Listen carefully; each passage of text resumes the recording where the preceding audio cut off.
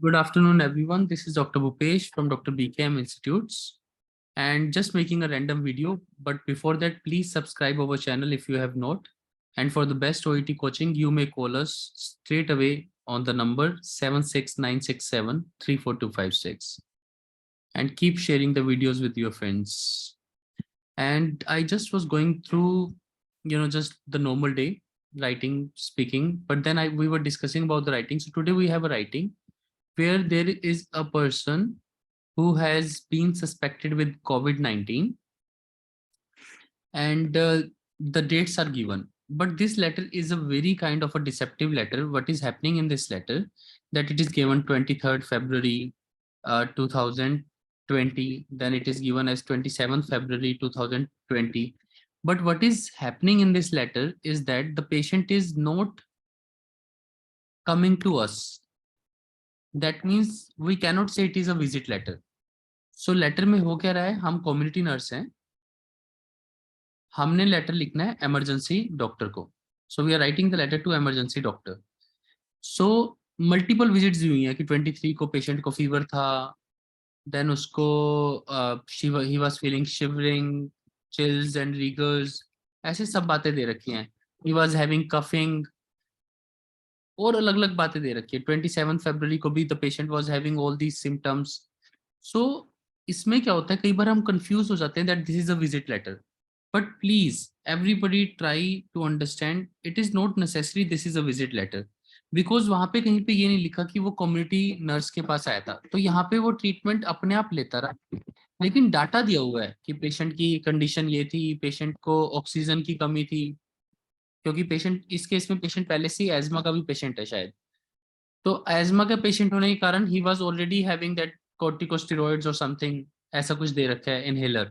So basically, or Ventolin inhaler, something like that has been given. So he's already on Ventolin inhaler. तो ये बहुत ऐसे तरीके के लेटर भी ओईटी में आते हैं. सो हमें हर तरीके के लेटर आने चाहिए.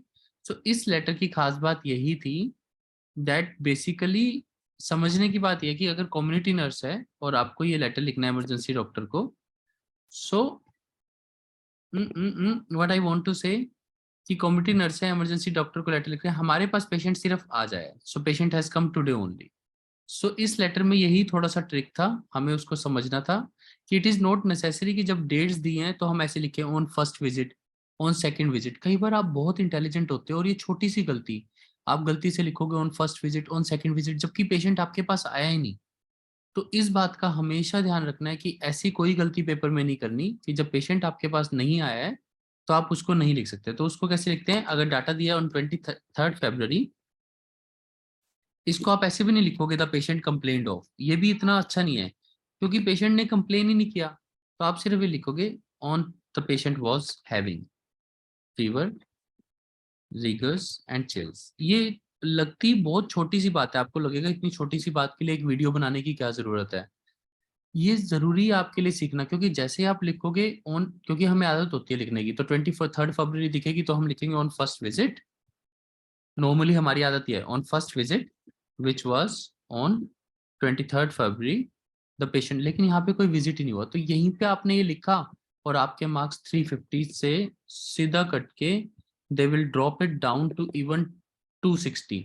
और बच्चे की ग्रामर भी अच्छी होती है, सब कुछ अच्छा होता है, और उसको जब 260 मिलते हैं ना उसको लगता है यार मैं पास ही नहीं हो सकता, जबकि क्या पता आपके पेपर में सिर्फ ये गलती हुई हो. That is why in OET it is very important to take coaching from the right place which can guide you for these small things. ये छोटी छोटी चीजें आपको बता सकें कि अगर डेट दी है तो वहां पे लिखो. और ये वैसे भी अगर विजिट्स भी है ना तब भी आप डेट लिखोगे तो हमेशा सेफ रहोगे. On 23rd February the patient was having this. जब भी आप कंफ्यूज हो कि पेशेंट ने विजिट किया है या नहीं किया, it is the best way of writing dates कि उस डेट को पेशेंट को ये था, उस डेट को पेशेंट को ये था, आफ्टर 3 days पेशेंट की कंडीशन बेटर होगी.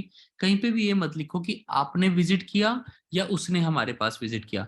कभी कभी कुछ लेटर्स ऐसे भी होते हैं कि आपको समझ नहीं आता कि पेशेंट, आपको ये दिया होता है कम्युनिटी लेटर है और विजिट वर्ड भी दिया होता है, पर कई बार आपको ये नहीं समझ आती कि आपने होम विजिट किया है या फिर पेशेंट ने आपको विजिट किया है. कई बार ऐसा हो जाता है सिचुएशन, आपको पता नहीं लगता कि किसने विजिट किया है.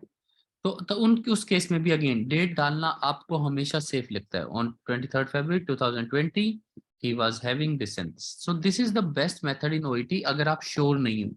अगर आप श्योर हो कि विजिट है, अगर होम विजिट है तो आप लिखोगे ऑन फर्स्ट विजिट या ऑन 23rd February। सबसे important he was visited at his home। ये भी बहुत इंपॉर्टेंट ग्रामर है। जब भी आपको होम विजिट आती है ये सबसे इंपॉर्टेंट ग्रामर बन जाती है। क्योंकि नॉर्मली क्या होता है on 23rd February patient visited, क्योंकि पेशेंट आपकी क्लिनिक में आता है। लेकिन इस वाले केस में जब आप पैसिव वॉइस बनाते हो तो वॉज के साथ थर्ड फॉर्म, यानी ही वाज विजिटेड का मतलब पेशेंट को विजिट किया गया हमारे द्वारा। तो जब भी होम विजिट होती है तो सबसे ज्यादा मार्क्स इसी चीज के होते हैं, the patient was visited at his home. अगर टुडे होता है तो आपको पता है टुडे में जो पैसिव वॉइस होता है, today he has been visited at his home. ये छोटी सी बात है बट ये इतनी इंपॉर्टेंट मार्क्स है, इतने ज्यादा मार्क्स आपको ग्रामर के दे सकती है दिस स्मॉल थिंग, कि जब भी होम विजिट हो तो today he has been visited at his home, और जब कोई पास्ट विजिट हो he was visited at his home. So that is how you execute. And छोटी छोटी बातें, अगर ये बात कर रहा हूँ तो मैं एक बात और भी कर देता हूँ। यस्टरडे, जब भी मान लो आज की फाइनल डेट 23rd February है, सपोज एक लेटर ऐसा है जिसमें 23rd February लास्ट डेट है, तो उसे हम टुडेज डेट मानते हैं जो भी लास्ट डेट होती है।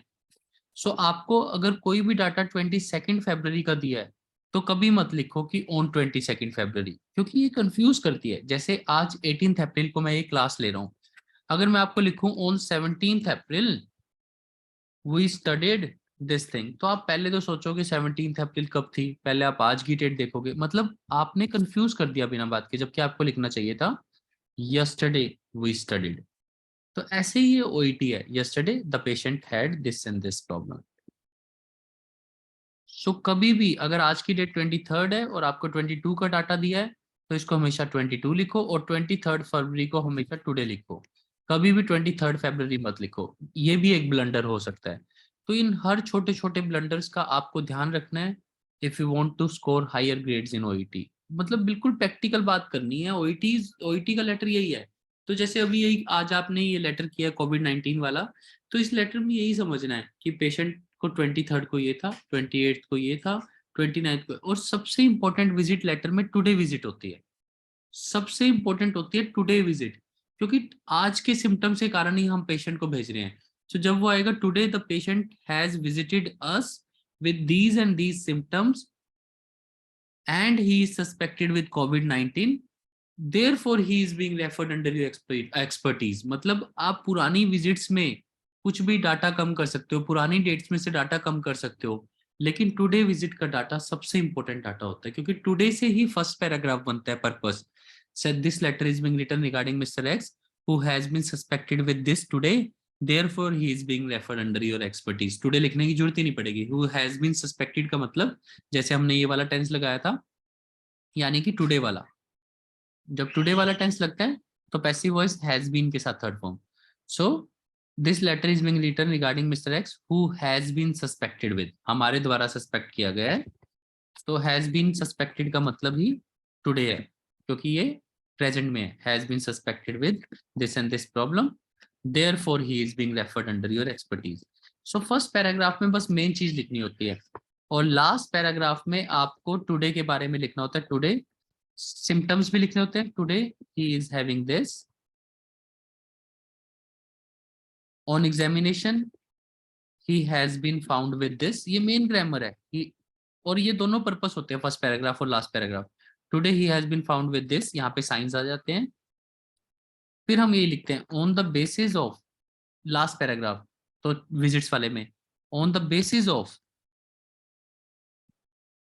These, on the basis of these signs and symptoms, मतलब पहले आप सिम्टम्स लिखते हो today he is having this, फिर आप एग्जामिनेशन के बाद कहते हो कि भाई he has been found with this, फिर आप कहते हो full stop on the basis of these signs and symptoms he has been suspected with.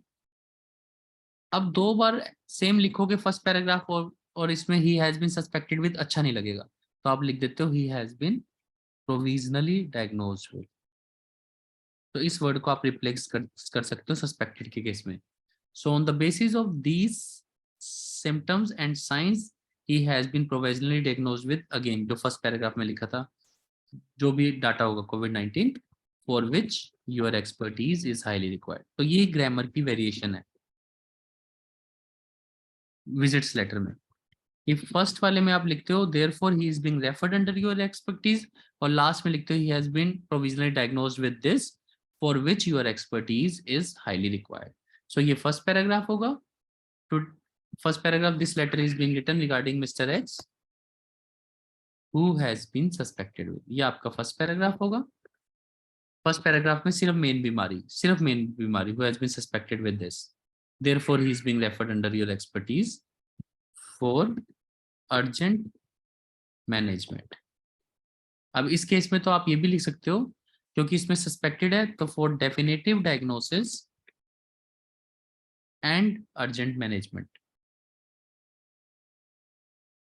या and for definitive diagnosis and management, बस इतना भी काफी है। या मैंने on and management on urgent basis, बाद में लिख दो, अर्जेंट वर्ड अच्छा नहीं लग रहा था इसलिए मैंने वहां से हटा दिया, तो मैंने बाद में लिख दिया on urgent basis. So please understand the small things. और लेटर ओईटी कभी मुश्किल हो ही नहीं सकता। आप सब नर्सेज और डॉक्टर्स हो, आपको लेटर आना है, केस नोट्स आने हैं पेशेंट के, आपको उसको बस आसानी से बताना है। और डाटा सिलेक्शन यही है कि जिसको लेटर लिख रहे हो उसके हिसाब से लेटर लिखना है। अब इमरजेंसी डॉक्टर को सबसे इंपॉर्टेंट चीज है करंट सिम्टम्स। पास्ट में उसको ये चाहिए होगा कि कितने दिनों से फीवर चल रहा है, उसने कौन कौन सी मेडिकेशन ली पेशेंट ने, क्योंकि इससे इमरजेंसी डॉक्टर को पता लगता है कि इस मेडिकेशन से भी ठीक नहीं हो रहा, इस मेडिकेशन, तो वो दोबारा पैरासीटामोल नहीं देगा, क्योंकि उसको पता होगा कि पेशेंट पैरासीटामोल खा चुका है 2-3 बार इन दिनों में। इसीलिए डाटा में से इंपॉर्टेंट चीजों को सिलेक्ट करना होता है। So this is what OET is all about. और ग्रामर में तो मैंने आपको बताया है ना, सिर्फ वॉज सस्पेक्टेड और हैज बीन सस्पेक्टेड, ये ग्रामर याद रखनी है। Passive voice, today the patient was, today the patient has been found with, अगर ये पास्ट विजिट होती तो on examination patient was found with, patient was diagnosed with, physiotherapy was given, ये सारे काम हमारे द्वारा होते हैं passive voice was plus third form. और ये पास्ट में जब प्रेजेंट होता है तो has been plus third form, today the patient has been found with, he has been given paracetamol, he has been suspected with, बस was थर्ड फॉर्म का has been third form बन जाता है। बस ये ओईटी की ग्रामर है। If you can learn only this much, you surely can pass OET writing with ease।